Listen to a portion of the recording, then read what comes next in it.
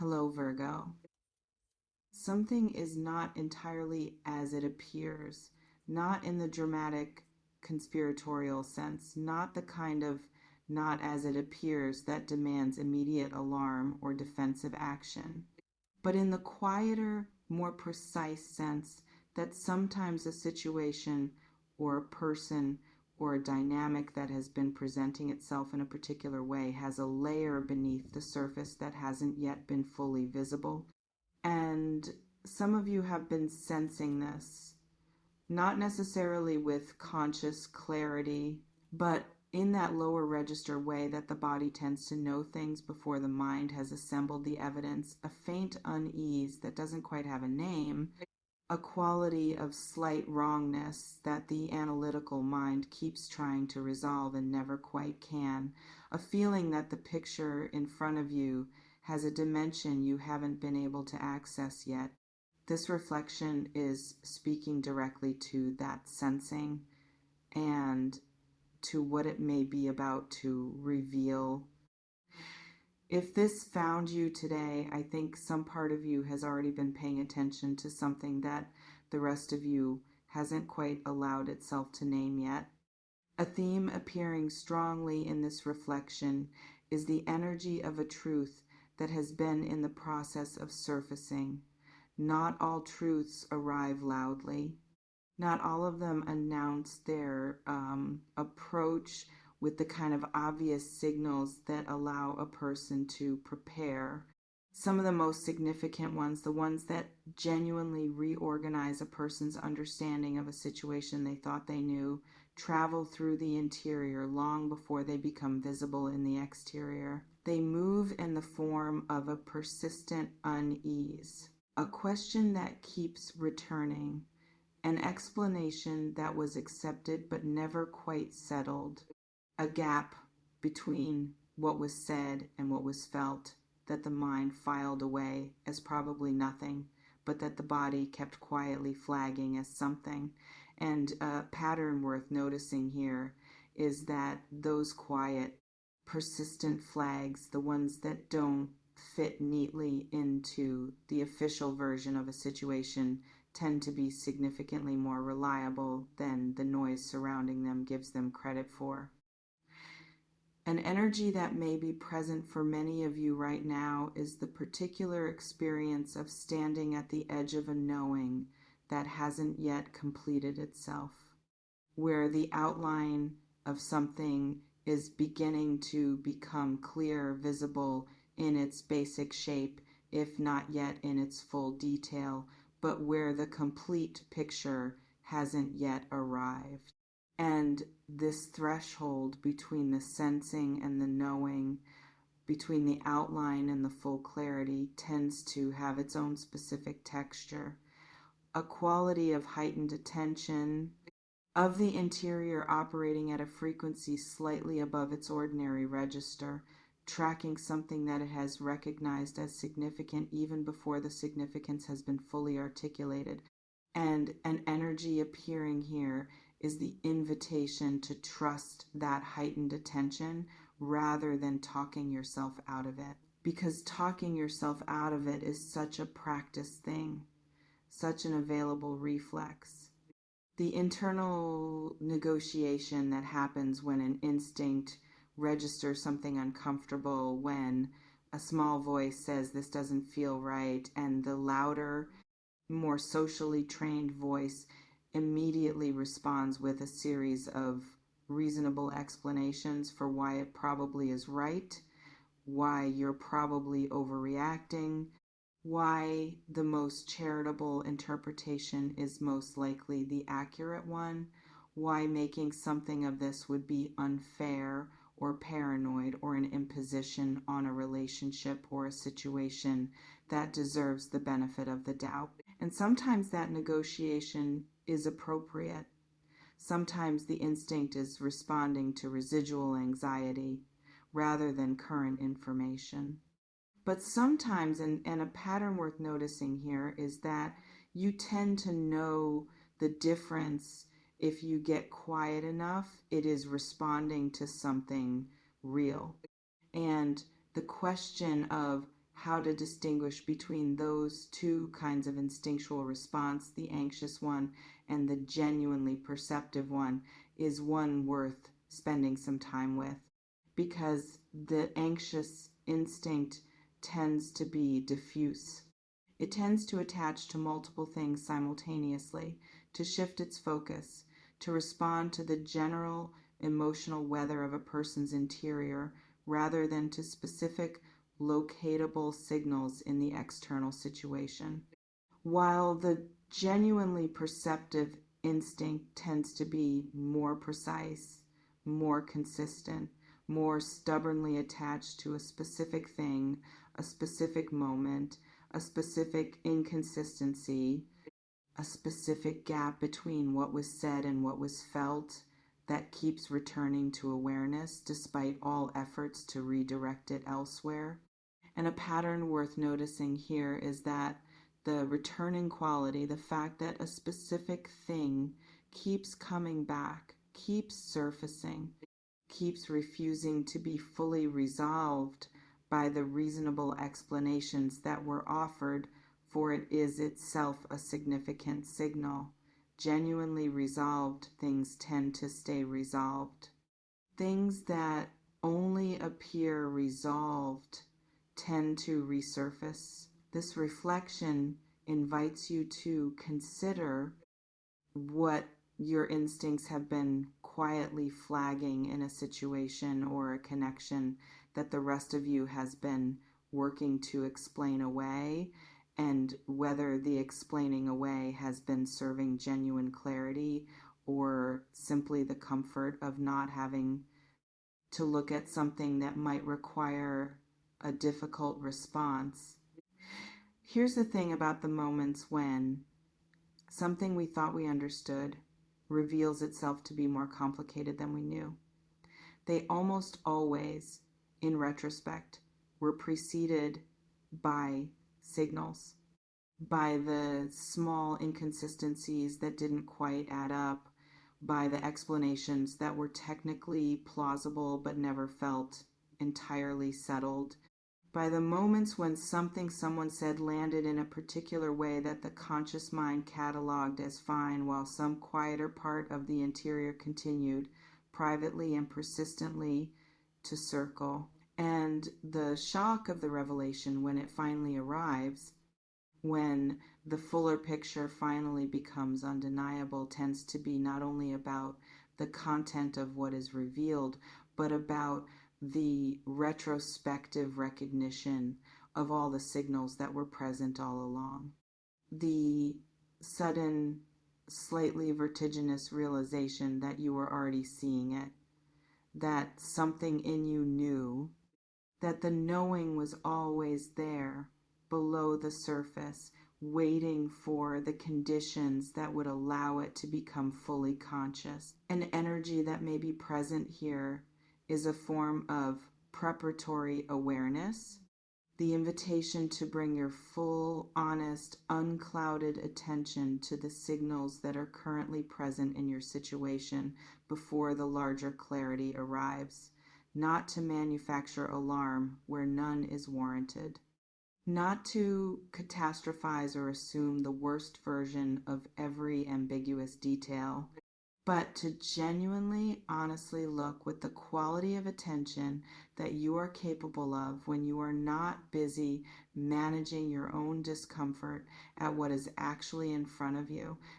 at what the situation is actually communicating beneath the surface of what it is presenting, at what the gap between those two things might be telling you that you have not yet fully allowed yourself to hear. This reflection invites you to consider what the difference is in your specific situation between what is being presented and what is actually being felt, and whether you have been giving more weight to the presentation than to the feeling, and what it might mean to reverse that priority, at least temporarily, in the interest of genuine clarity. An energy that may be present in this moment is one of protective discernment. And this is worth naming carefully, because discernment, real discernment, the kind that doesn't collapse into either paranoia or naivety, is one of the most genuinely useful capacities available in navigating a situation where something may not be entirely as it appears. Discernment is not suspicion. It is not the defensive assumption that everything is concealed or that everyone is operating with hidden agendas. It is something more precise and more useful than that. It is the capacity to distinguish between what is real and what is constructed, between what is genuine and what is performed, between the surface of a situation and its actual substance. And an energy appearing here is the suggestion that exactly this capacity, this quiet, grounded, clear-eyed discernment, is what this particular moment most needs from you. And discernment of this quality tends to be most available when a person is not in the grip of the emotion that a difficult realization produces, which means that the invitation being extended here is not to react, but to see, not to respond, but to notice, to bring the full, honest, undefended quality of your attention to what is present, including what has been easy to overlook, including what has been uncomfortable to look at directly, including what the instincts have been flagging that the mind has been redirecting away from, and to simply allow yourself to see it clearly before deciding what, if anything, it requires. A theme worth sitting with here is the relationship between care and clarity, because one of the most common reasons people avoid looking clearly at something that might reveal a difficult truth is precisely because they care about the situation or the person involved.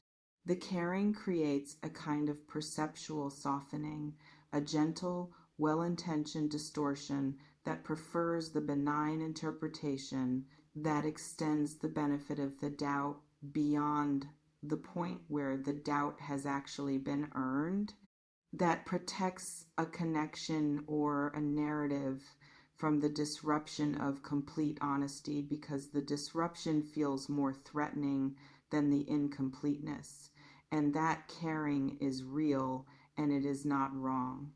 But it can, when allowed to operate without the balancing presence of genuine clarity, create the conditions for a longer and more complete surprise than would have been necessary if the looking had happened a little sooner. This reflection invites you to consider whether care for a particular person or situation has been functioning as a form of perceptual protection, shielding the picture from something that is present in it but uncomfortable to see, and what it would mean to offer that care without the compromise of your own clear seeing. And this is where it gets both important and, in its own way, quietly empowering. Because the approach of a revelation, even a difficult one, even one that requires a significant revision of a previous understanding, is not only a disruption, it is also an opportunity. The opportunity to respond from a place of genuine clarity rather than from the compressed, reactive position of complete surprise. The difference between someone who, when a truth finally becomes undeniable, has been paying attention and has some interior preparation for it, and someone for whom it arrives as a total unmitigated shock with no antecedent awareness at all, tends to be significant. The first person has resources available, has already in some form begun to process, has the advantage of the partial knowing that the signals provided even before the full clarity arrived. And an energy appearing here is the suggestion that you may be in a position to be the first kind of person in this situation. If you allow yourself to genuinely look at what is already present. An energy appearing here also carries something worth naming. The shock of discovering that something was not as it appeared tends to feel, in the initial moment, like a failure of perception, like evidence that you should have seen this sooner, that you were foolish or naive or insufficiently attentive.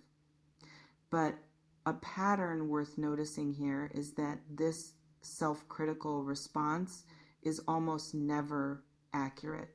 The reason difficult truths are not seen sooner is almost never a failure of the perceiver's intelligence or awareness. It is almost always a function of the care described above, the genuine, human, entirely understandable tendency to extend good faith to the people and situations that matter to us. That tendency is not a flaw. It is a form of the love that makes relationships and commitments possible at all. The only thing it asks of you now is that it be balanced with the equally genuine, equally human capacity to see clearly when seeing clearly has become necessary. This reflection invites you to consider how you want to meet the fuller clarity when it arrives, from what internal position, with what quality of groundedness, with what prior preparation, and what you can do right now in this moment before the complete picture is available to ensure that you are meeting it from your most grounded and genuinely present self rather than from the reactive position of complete and total surprise. The closing energy of this reflection carries something that feels like a quiet lantern held in a dark space. Not the blinding kind of light, not the light that exposes everything at once with a harshness that doesn't allow for the adjustment that genuine seeing requires, but the careful kind, the kind that illuminates gradually, that allows the eyes to adjust, that makes visible, one small territory at a time, what the darkness was containing.